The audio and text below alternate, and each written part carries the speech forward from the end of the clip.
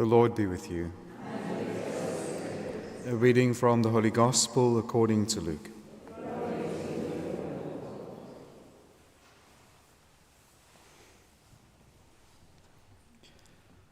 At that time, Jesus said to his disciples, "Watch yourselves, lest your hearts be weighed down with dissipation and drunkenness and cares of this life, and that day come upon you suddenly like a trap.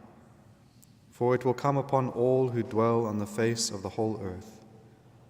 But stay awake at all times, praying that you may have strength to escape all these things that are going to take place and to stand before the Son of Man."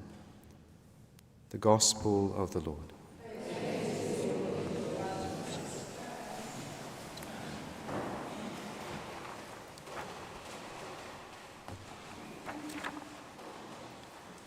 So it is with joy, but also some sorrow to see some of your faces here today, and to see those who participate so beautifully in the adoration here, who I've come to know over the years. As I've been reflecting this week before I head off to Rome tomorrow, I've been really just considering the grace of the activity of the adoration in particular that goes on here, not only by the sisters, but supported by so many of you coming in and spending time in adoration before the Lord. And so essentially this is just going to be an encouragement. It's something you were doing before I came, and I hope it's something that will continue long after I am gone from here. And it is the most important thing that we can be doing, is spending time with Jesus, right, in adoration.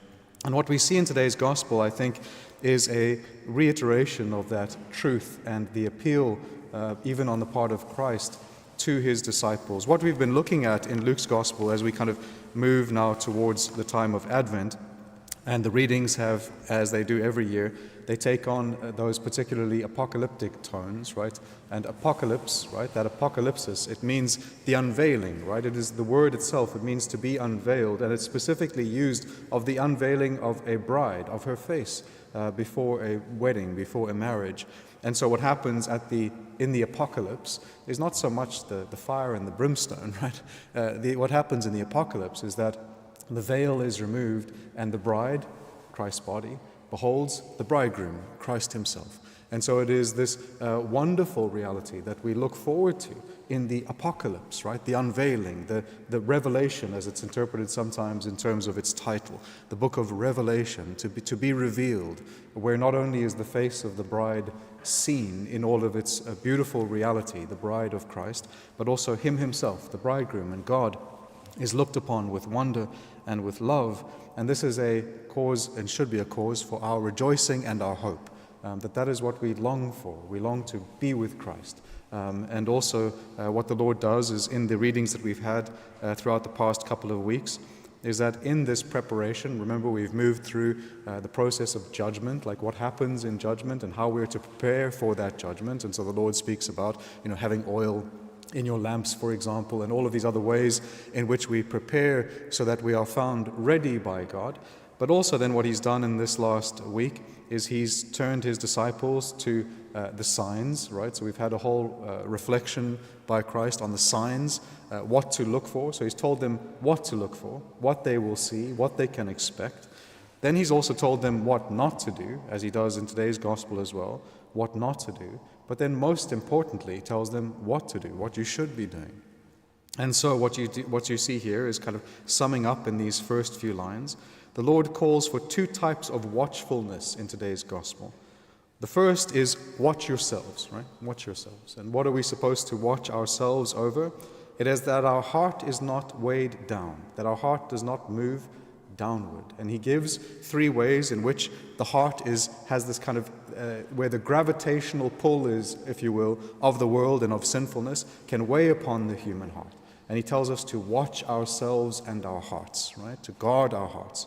And what do we guard them against? It is a threefold guarding. It is that they are weighed down by dissipation, drunkenness, or the cares of life, right? So what happens in dissipation Dissipation means that what should be a singular activity of the heart, right? Our heart is made for love of God, right? And so purity of heart means when we have a singular focus in our heart, when our heart is not divided. The Lord wants an undivided heart, meaning simply not a dissipated heart.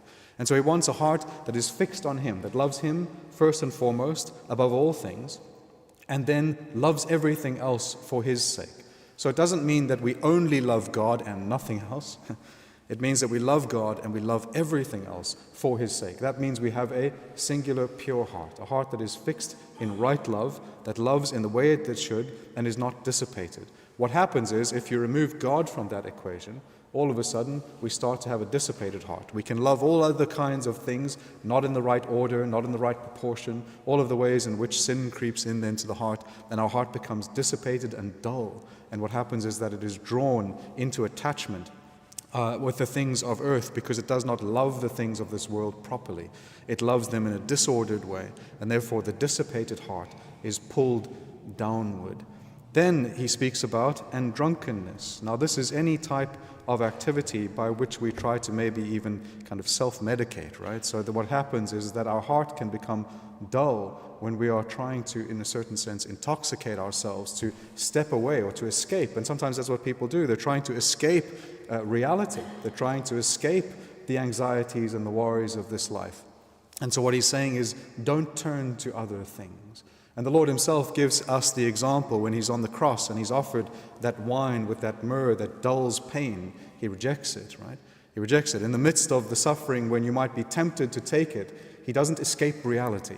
He stays present in the moment of His suffering with full and proper intention, offering everything for love of us, and that is what He calls us into. Don't dull our hearts by kind of trying to medicate them into that dullness, right? But rather allow them to be in reality, to be in the suffering, to be in the difficulty, which is not easy, but what is impossible for us is possible with God. And so what He's calling us to is, in a certain sense, a type of intoxication with God, if you will. You have the beautiful prayer, the Anima Christi, which speaks about this. Blood of Christ, inebriate me, right? Such a beautiful phrasing of that prayer. It is to be inebriated with heavenly things, which do not bring us downward, which do not dissipate the heart, but rather elevate the heart. And inebriation in God's love is what we are called to, not a dullness, trying to dull out reality by any other means. And so what the Lord then warns against is that dissipation, the division of the heart, but also not in drunkenness or trying to dull the heart by different means. And then also he says, or the cares or worries of this life. The human mind, and sometimes this is what we're tempted to do. So what he's done is he's spoken about the heart, but he also speaks about the mind. Sometimes what happens is that we can misuse the faculty of our thinking. Our brain and our minds are very powerful things. Our thoughts are powerful things. And what can often happen is that we can fall into the trap of thinking that I can be led around by my thoughts. That's not the right way to live, right? So what happens is we need to learn to take control of our thinking, to take control of our thoughts. And we can actually do that, and we can learn that through the discipline of prayer, through the discipline of focusing our thoughts in different ways, through different periods of time throughout the day, and learning to focus our thoughts, to think intentionally, and not simply just to be led around by the myriad of thoughts that come during the day, and just to be going with them all as they come. And so it is to gain control, not only as we see what the Lord is warning about, to watch over your hearts, but also to watch over your mind, as then St. Paul says, put on the mind of Christ. Put on the mind of Christ. That is what the Christian is supposed to do, meaning think his thoughts, think his thoughts, think his truth. That's what the human mind is made for. That's what the Christian mind is called to in such a particular way. And so not to give our minds over repeatedly to the worries and the concerns of this world and of this life and of things that could happen, might happen, if they do happen, all of the possibilities of what could go wrong. That's not what we're made for. We're made to contemplate truth. We're made to contemplate God. We're made to contemplate His goodness. And so it is to take care, to watch over our minds, to watch over our hearts. And so, then what the Lord says is He says, and that day come upon you suddenly like a trap. Because if we allow our hearts to be drawn downward, if we allow our minds to be drawn downward, all of a sudden we are not prepared. We are not watchful in the way that we should be. And so that's what the Lord then says. He says, but stay awake. So this is a different type of watchfulness, right? In the same way, it can be translated from the Greek, watch at all times, right? Watch at all times, praying. This is what the Lord tells us to do. Very simple. 2 activities. Watch, pray. That's it. That's all that the Lord requires of the Christian. And that is the defense, that is the only defense that we need. That is the only preparation that we need. It's not complicated. It's not like we have to try and discover some other secret key. It's nothing like that. Watch, pray. Those 2 things are what then brings the mind and the heart upward to God, and then we are ready for Him. We are ready for the Lord.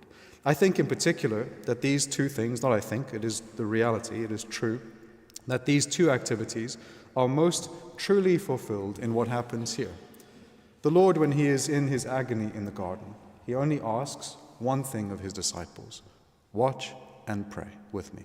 Watch and pray with me. And then He comes to them when they've fallen asleep and He said, could you not even watch 1 hour with me?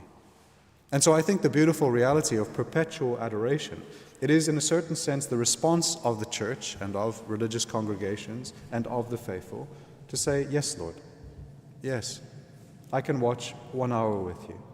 And what happens here where there is perpetual adoration is that yes to the Lord's request is perpetual.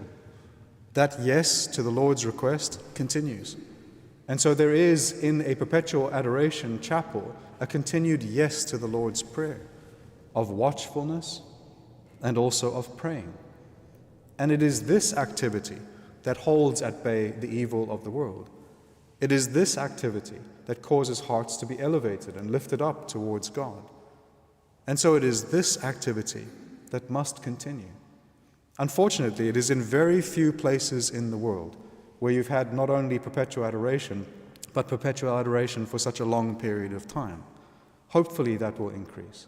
And I think as kind of evil increases, grace abounds all the more. And so hopefully what we will see is a type of bearing fruit in terms of perpetual adoration chapels throughout the world.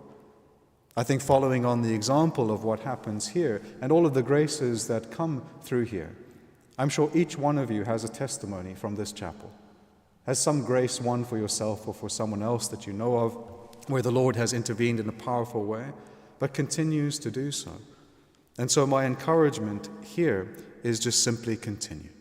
This is the Lord's instruction in today's gospel. It is His request in the agony in the garden, and also then has been the response of so many here to respond with that yes to the Lord's presence, to stay awake with Him who watches over us, to pray with Him who prays always for us, and to just simply spend time with Jesus in the Blessed Sacrament. And in that way, what happens? What is the consequence of that, the Lord says? He says, praying that you may have strength to escape, right? Strength to escape. And so what does it mean to have strength to escape? It means to avoid temptation, to not fall into sin. And so from spending time watching and praying, we receive strength to overcome sinfulness, sinful habits, all of the things that might creep into our life, not only for ourselves, but also for others. And lastly, the grace is to stand before the Son of Man, so that filled with His strength and His grace, we will not cower at His presence, but rather we've become accustomed to His presence. This is someone whom we've come to know. And so when the Son of Man comes in His glory, He is known to us because we have been with Him and spent time with Him. And in that we have been transformed and renewed. I think I've told the story before, but it was from one of my friends, Father Sean. He was over in the United States doing a parish mission for the promotion of perpetual adoration. And they had had perpetual adoration in this one parish before, and one of the men came up to him, and he was this man who had done a lot of hours of adoration during the week. And so then Father Sean had asked him, I think, a question about, well, what do you pray, or why do you do it? And he said, basically, to paraphrase, he says, I spend so much time with the Lord that when I see Him, He'll not be able to deny me, right? He'll have to say, I know you. Even if it was when you were sleeping. I know you.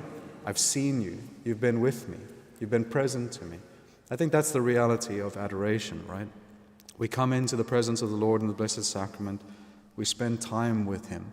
And not only do we come to know Him, but in a certain sense, He gets to know us better, right?